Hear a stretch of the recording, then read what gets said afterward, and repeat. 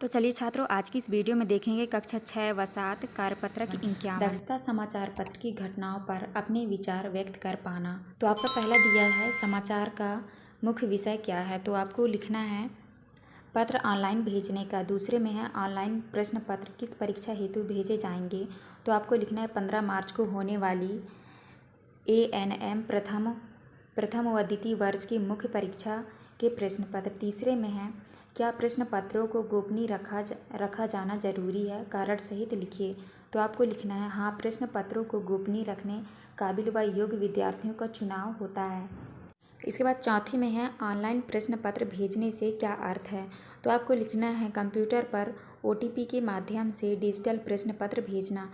पाँचवीं में है विद्यालय से जुड़े समाचारों के शीर्षकों को नीचे दिए गए स्थान पर लिखें। इन समाचार पर शिक्षक के साथ चर्चा करें। तो आपको लिखना है विद्यालय में नई शिक्षा नीति के अनुसार अध्यापन कार्य करवाया जाए। इसके बाद छठवां आता है स्कूल की भित्ति पत्रिका के लिए गांव मोहल्ले से जुड़ा एक समाचार बनाइए वह इसे भित्ति पत्रिका पर लगाइए।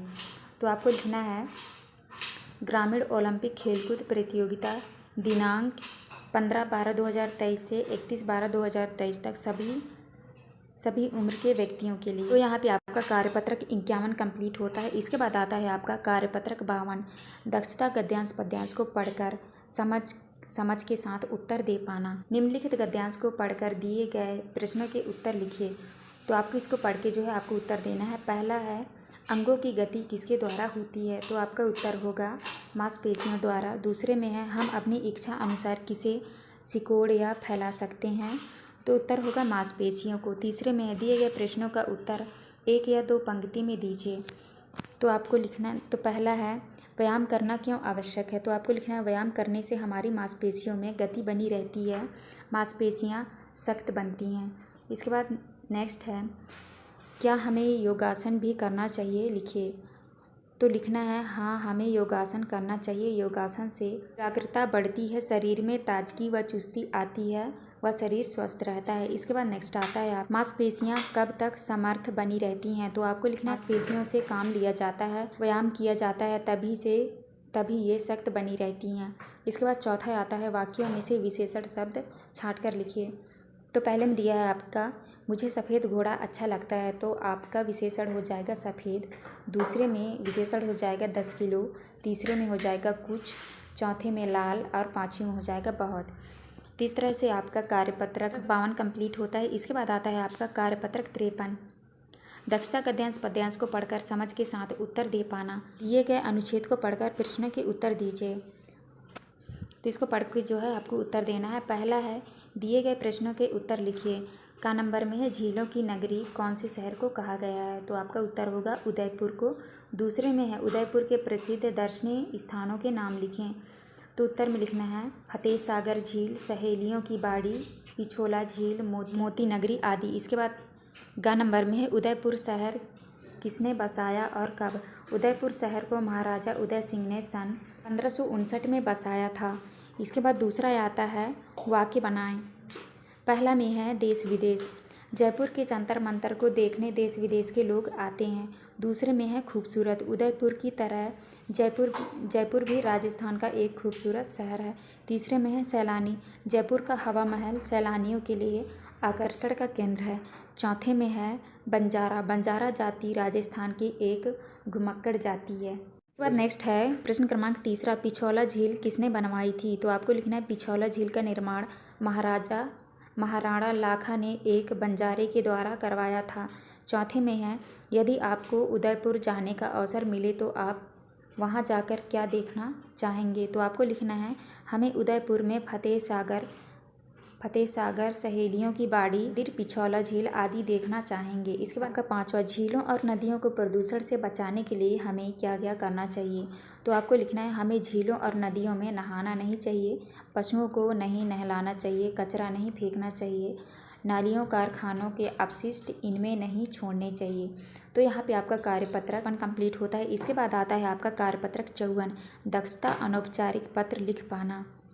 लिखा है आप सायपुर जयपुर में रह रहे मित्र अमर को एक पत्र लिखिए जिसमें उसके द्वारा खेलों में किए गए अच्छे प्रदर्शन का वर्णन किया गया हो। तो आपको लिखना है प्रिय मित्र अमर नमस्ते। यहाँ पे लिखना है मैं यहाँ कुशल पूर्वक हूँ, तुम भी कुशल पूर्वक होगे। मैंने टीवी पर ग्रामीण ओलंपिक खेलों में तुम्हारे खेल प्रदर्शन को देखा। मैंने देखा कि तुमने वॉलीबॉल की टीम प्रतिनिधि के रूप में अच्छा प्रदर्शन किया था। तुम्हारे अच्छे प्रदर्शन व तुम्हारी टीम की सहभागिता से तुम्हारी टीम ने पहला स्थान हासिल किया। उसके लिए मैं तुम्हें बधाई देता हूँ। खेल खेलना स्वास्थ्य के लिए भी अच्छा होता है तथा अपने परिवार, गांव व देश का नाम भी रोशन कर सकते हैं। काश मैं भी तुम्हारी तरह खेल पाता। तुम ऐसे ही हमेशा खेलते रहो व नाम रोशन करो, यही मेरी शुभकामनाएं हैं। अंकल आंटी को मेरी ओर से नमस्ते कहना। तुम्हारा मित्र अजय। इस तरह से आपका कार्यपत्रक 54 कंप्लीट होता है। इसके बाद आता है आपका कार्यपत्रक 55। दक्षता गद्यांश पद्यांश को पढ़कर समझ के साथ उत्तर दे पाना। तो आपको एक गद्यांश दिया हुआ है, आपको इसको पढ़ के जो है आपको उत्तर लिखना है। पहला है मेल मिलाप होता है, तो आपका उत्तर होगा परस्पर खेल जेल रखने से। दूसरे में है वारण शब्द का अर्थ है, पूरे वाक्य में उत्तर दीजिए। तो आपको लिखना है वारण शब्द का अर्थ निवारण या प्रतिरोध होता है। इसके बाद नेक्स्ट है भारत देश में उत्तर से दक्षिण तक आपसी मेल मिलाप व एकता दिखाई देती है, इसके पीछे का क्या कारण हो सकते हैं।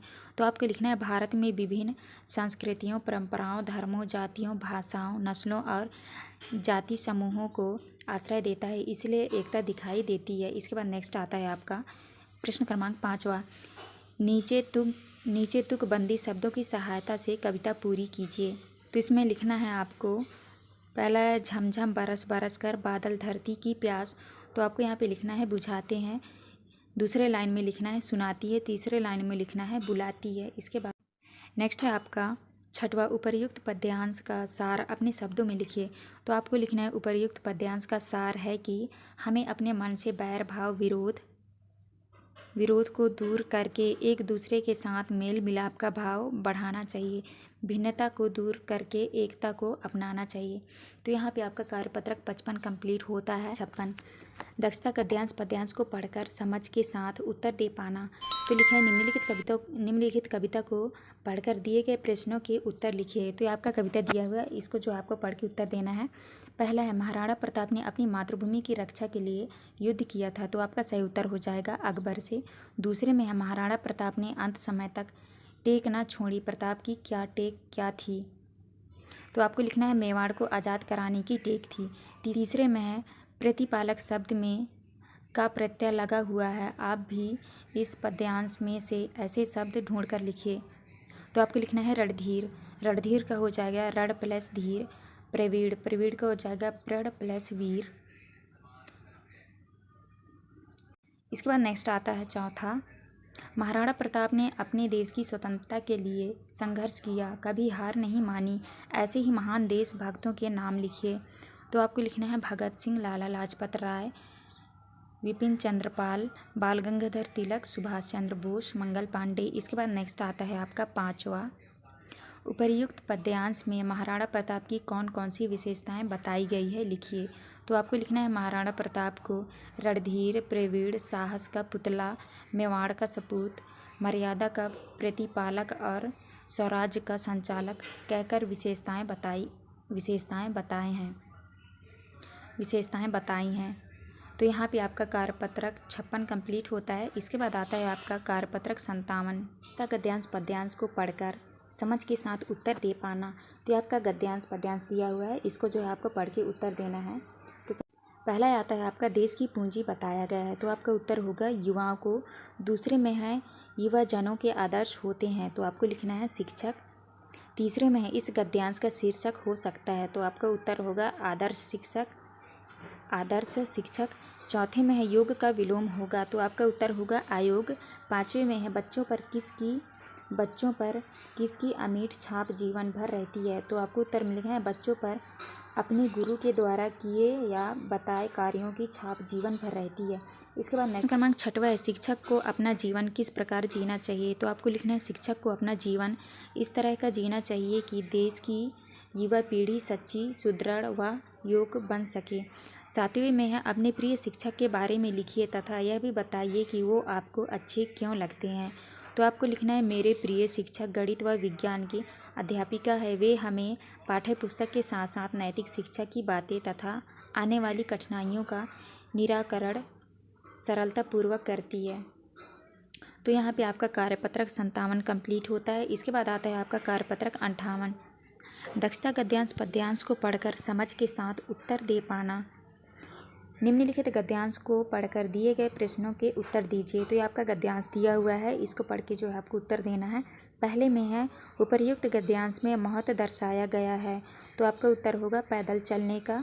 दूसरे में है अभिवादन करना शब्द सही है, तो आपका उत्तर होगा स्वागत करना। तीसरा है प्राणवायु किसे कहा गया है, तो आपका उत्तर होगा सुबह की बहती शुद्ध हवा का प्राणवायु कहा गया है। चौथे में सुबह सुबह ऐसी कौन सी स्थितियां हैं जो हमें ऊर्जा से भर देती हैं, तो आपको लिखना है सुबह की बहती ताज़ी हवा, पक्षियों का चहचहाना, पेड़ पौधों की सुगंध हमें ऊर्जा से भर देती है।